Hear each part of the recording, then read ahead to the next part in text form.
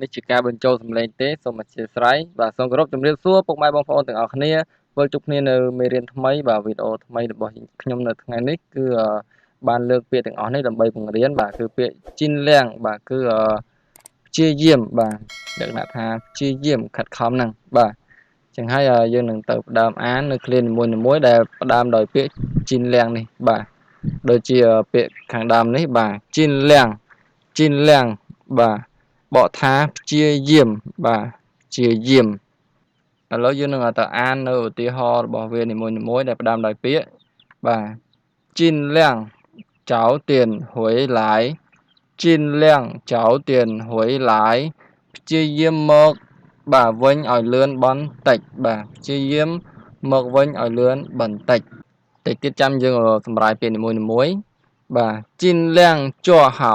ជីនលៀងជក់ហៅព្យាយាមធ្វើឲ្យល្អបាទ尽量别生气尽量别生气ព្យាយាមកុំខឹងបាទព្យាយាមកុំខឹងទៀតបាទ尽量做完尽量做完ព្យាយាមធ្វើឲ្យហើយបាទធ្វើឲ្យហើយធ្វើឲ្យអស់បាទដោយពាក្យវ៉ាន់ហ្នឹងគឺបកថាអស់ណាអស់ឬក៏ហើយរួចរាល់ហ្នឹងបាទអញ្ចឹងយើងនឹងតសម្រាយនៅសម្រាយពាក្យនីមួយៗរបស់ clear ទាំងអស់នេះបាទ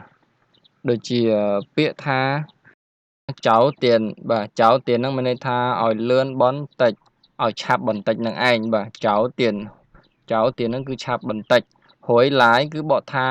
ត្រឡប់មកវិញបាទហើយពាក្យថាជីនលៀងជក់ហៅនេះបាទពាក្យថាជក់ហៅនេះគឺបកថា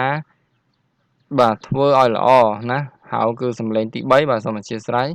ហៅគឺសំឡេងទី3បាទជក់ហៅគឺថាធ្វើឲ្យល្អបាទនេះជាការបញ្ចូលសំឡេងតាមក្រោយទេបាទសូមអធិស្ឋានវាអត់ត្រូវនឹងសូវត្រូវនឹងវីដេអូបាទហើយពាក្យនេះក៏ដូចគ្នាដែរបាទពាសើងឈីបាទពាសើងឈីនេះគឺបក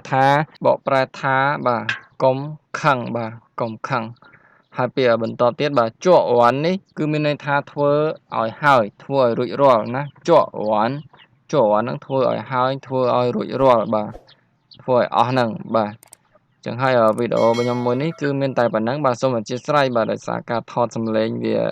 បាទភ្លេចបើកឲ្យស្រូបសំឡេងvàនិយាយហើយ